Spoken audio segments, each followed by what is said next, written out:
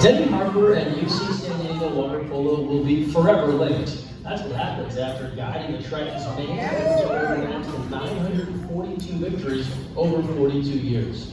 After graduating from San Diego State in 1978, the Garden Grove native began his coaching career at Rancho Alamitos High School, the Indio School, and his alma mater, where he led the UCSD men's program from 1980 to 2022, and the women's team from 1985 to 1999. His 4+ decade run with the men's squad is nothing short of legendary. It includes 697 wins, 18 WWPA conference titles, and 19 WWPA Coach of the Year selections. He also took the Tritons to the NCAA tournament 15 times, including a runner-up finish in 2000. In addition, he navigated the program's transitions from Division III to Division II and eventually to Division I. In 1983, Harper was tapped to lead the UCSD women, building the Tritons into a juggernaut, winning 5 USA Water Polo National Championship titles in the pre-NCAA era. Harper became the first coach to lead a women's team to a three-peat in the early 90s. And in 2002, the Harper Cup, an annual meeting between UC San Diego and San Diego State, was named in his honor. Away from the college game, Harper was the founder and longtime club coach of Sunset San Diego, where he guided the men and women to multiple Masters National Championships. He also steered the Olympic Club to multiple medals, including gold in the men's 30+ division at 2008 World Masters Championships in Perth. A UC San Diego Hall of Famer and Lifetime Achievement Award recipient from the ACWPC, Harper remained a supportive and influential fixture at Triton water polo matches, and when not on the deck, he is spending time in San Diego with his wife, 5 children, 2 granddaughters, and 5 golden retrievers. Denny as a water polo player is nothing like him as a water polo coach. He was jabbing and sneaking around, and he was quick. He assessed things really fast. And he had the lob shot, it was the Denny lob. And he was very knowledgeable in the game. And we were both learning at the time. But I could tell that he had a spark inside. He had ideas, he had drive, and he had serious innovation. He came in and decided at UCSD, the little bathtub that we played in, was unsatisfactory. Of course he was right. He found us a practice pool at Miramar Naval Air Station, still there. By the second year in college, we practiced every day and we played all of our games there. He just saw things that others did not. And he was able to find solutions that no one was even thinking about. I think the biggest important thing to know about Denny Harper's coaching career is that he started coaching women. And for a male coach back in the very early days of women's collegiate water polo, that was certainly an anomaly. And so in 1976, he began coaching at San Diego State University, and there was 0 prestige, 0 scholarships, 0 NCAA championships, and no Olympics. And so I think it says a lot about Denny that he was willing to dedicate his coaching energy to coaching women as his first real coaching endeavor. It really shows that he did it for the love of the sport and the love of coaching. He's the guy that was able to have the personality to give these women the confidence to get out there and try a new sport and develop skills and become national champions. And without people like Denny Harper, I don't think that women and young women would have those opportunities. Denny Harper was a great early pioneer for women's water polo.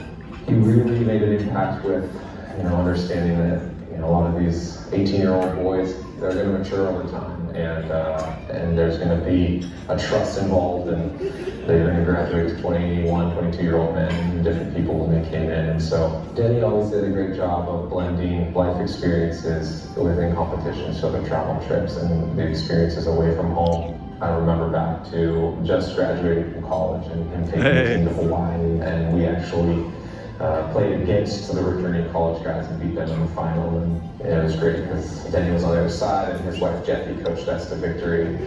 That's something that I know she'll always bring up when it matters. The last time they went head-to-head against each other in Hawaii, it was a lot of fun.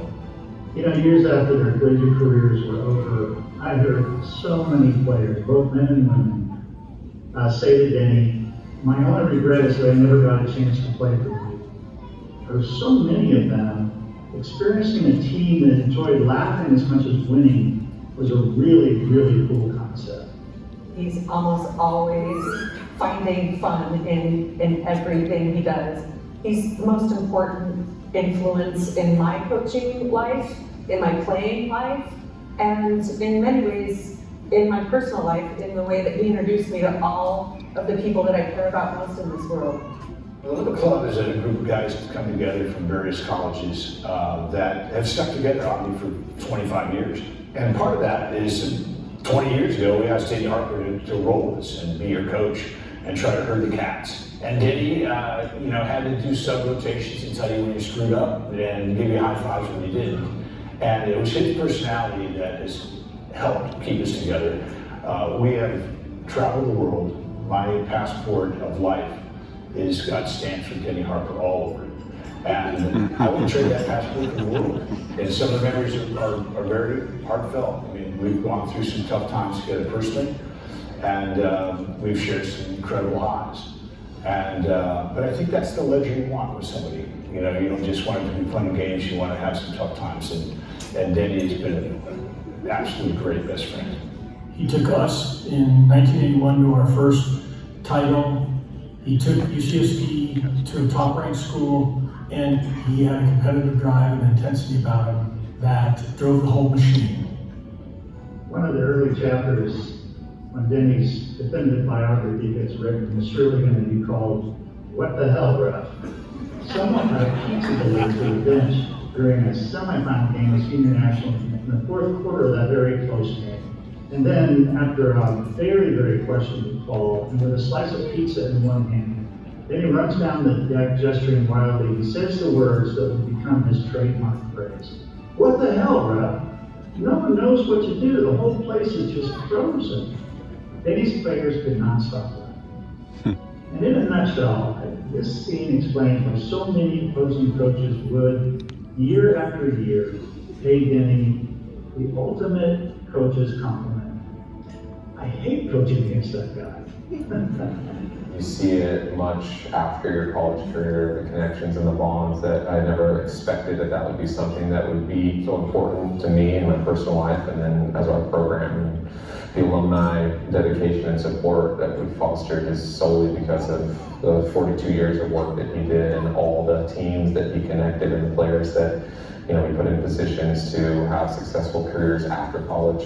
I think that's one of the lasting legacies, and I believe it's something that can be a pillar of our program going forward, keeping that connection to our alumni. I heard a story once about how experienced sailors on the high seas can tell the size of the ship that has passed just by studying the shape of the wake that is left behind. On the open sea, these wakes can travel for hundreds of miles. Denny's life in water polo is a lot like that. His passage through our game has left a very, very large wake. And as the wake of his life has expanded over the years, so it is for his legacy. Denny's water polo adventure will keep on keeping on, rewarding and inspiring us, our children, and our grandchildren for generations to come. Congratulations, Denny. It's been a privilege.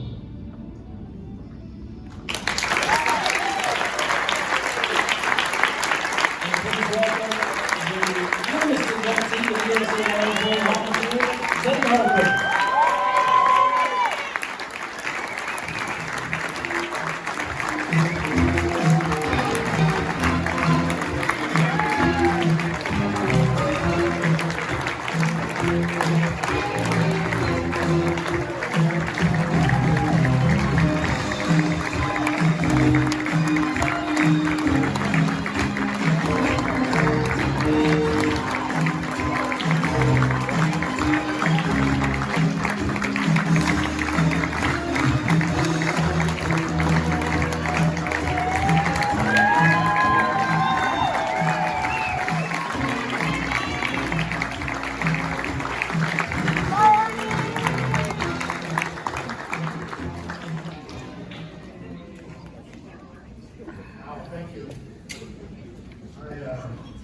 Immediately regret the 6 beers I just drank.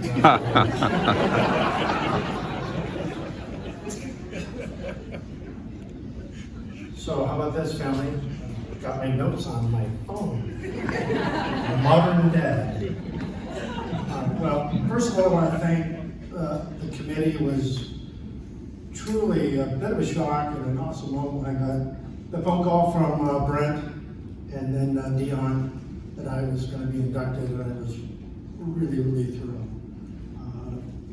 There's no possible way that I can continue without thanking Greg Mescal, right, who does such a great job. He's the voice of USA Water Polo. And also Mike, who just really was very helpful in putting this whole thing together.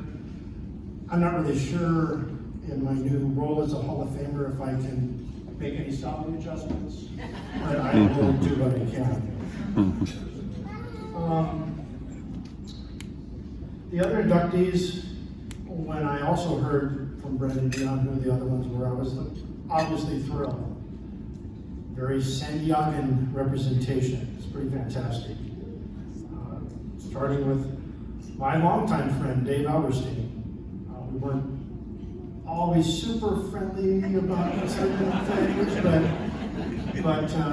we both had an affinity for making, at that time, the women's program strong at San Diego State.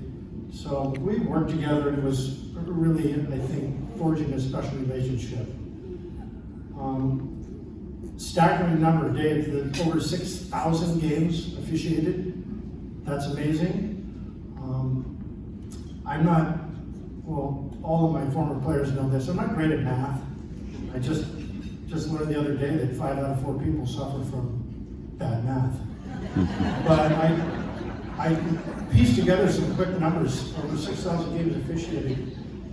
The real staggering number, Dave, is that's probably over 60,000 bad or missed calls.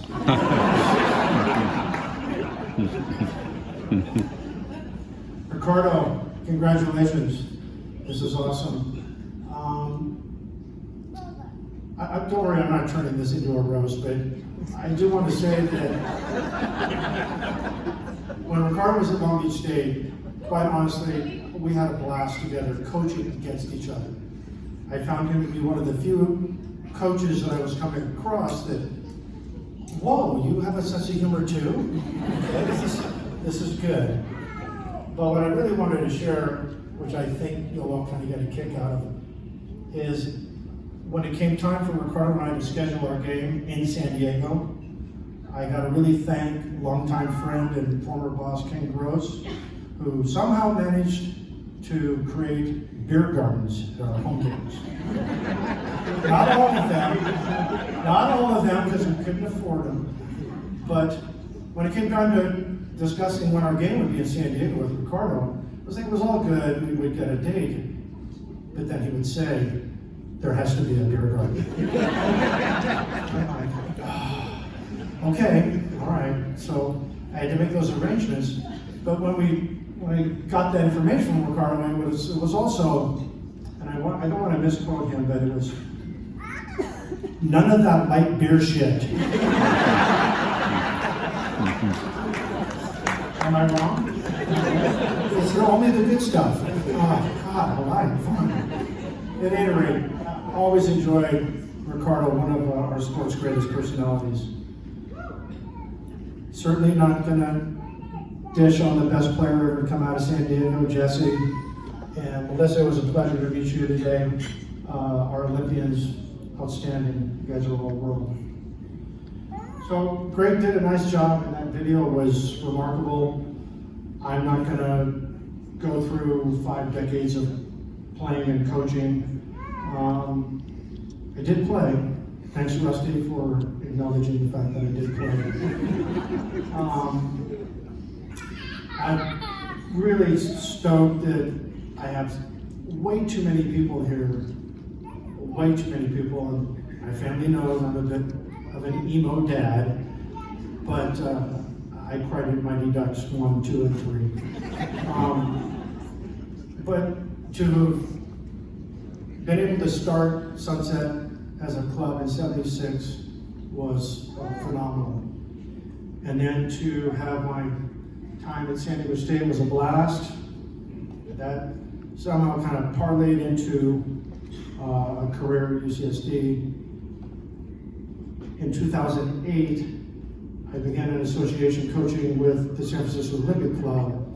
I never envisioned that, boys, that you guys would take me all over the world and we would drink ourselves to gold medals. So,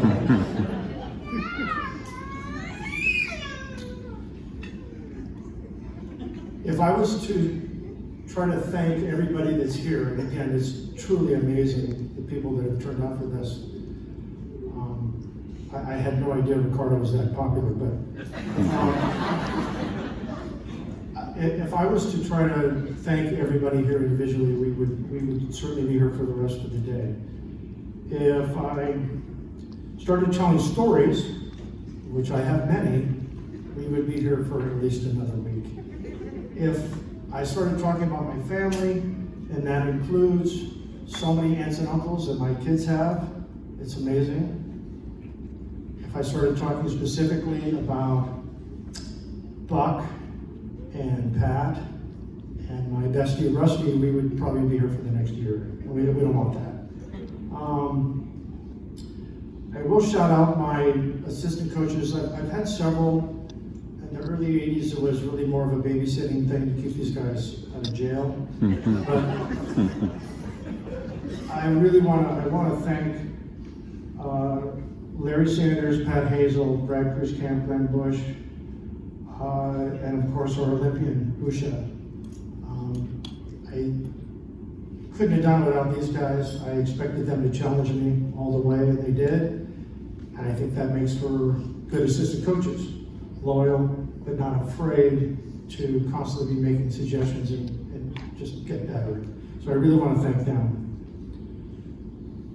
I just said we'd be here forever about stories, but I did want to tell one story. And the only reason I'm telling this story is because it was a bit of a defining moment for me. I didn't set out, oh, I'm going to be a water polo coach. It's quite organic how it all took place. It was my second year coaching the men at UCSD, so that would have been 81. And I know that there's some people in this room that I'm hoping were actually witnesses to this as well. The NorCal tournament, which is now the MPSF tournament, the NorCal tournament pretty much alternated between Stanford and Cal. And Dante and Pete would make sure that there was a Saturday night dinner. There was a full-on social dinner kind of a thing. And they invited head coaches and wisely officials, right? Yeah, that's fun, isn't it? So I went to this thing. I was pretty much a newbie. I had literally grown up watching the legendary Pete Catino coaching pretty much every championship through the 70s at Belmont Plaza.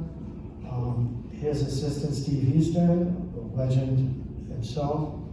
And then legendary official Bob Lee. They were at this thing along with others. I'm wandering around. I have a beer. I'm minding my own business. This gathering was hosted at the Houston's home. And I'd been there for about 23 minutes, and all of a sudden I heard, Houston, the steaks are on fire. I'm like, I was inside, and I stepped and looked out the kitchen window, and sure enough, this bunch of steaks are literally on fire, like a lot of flames. The host gets busted out by Houston. The next thing that ensued was an amazing water fight over this hose. Houston, Catino, and Bob Lee, three living legends at the time, battling with a hose, and just people were getting wet and whatever. When I was driving away from that gathering, there was a bit of an epiphany for me when I kind of thought, I think I can do this. I need some people from my kind of people. So I think that helped me along to try to actually make a living out of this thing.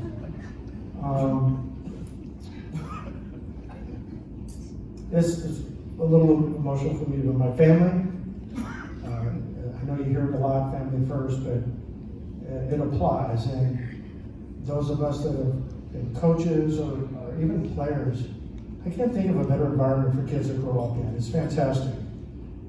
And my job at UCSD afforded me flexibility to race home because Ellie sprained her ankle for the 7th time, etc. But it's family first, and I think there was an awesome environment for them to grow up in, and I'm truly blessed for that. And again, as I mentioned earlier, they literally have hundreds of aunts and uncles, and I know you guys appreciate that. Then there's Jeffy. Solid rock for me, the barometer of sensibility. Lord knows I, through the years, have had some not so sensible ideas. Rusty, you're usually involved in some of those. She's been there for the good and the bad, and I love her very much. And I'm not going to dance around this subject, whatever. People will say that I'm being subjective, but I think I'm being objective. One of the best goalies the women's game has ever seen. You guys right now, come on, you guys go over there. Yeah, it's just, I think if the induction committee looks at her credentials, she deserves to be in. I'm not as dumb as I look. I certainly want to acknowledge my 2 grandkids. Avery. I have okay. And yesterday, our daughter Jenna turned 23. Right. And to all the dads, our oldest son Travis had Father's Day. I'll finish up so we can get through this all with simply stating a couple of things that just will resonate for the rest of my life, and that's for my good friend Mike Haley. One is, of course, we love our show, which we do, and we love us. We do. I love everybody. Thank you very much for listening.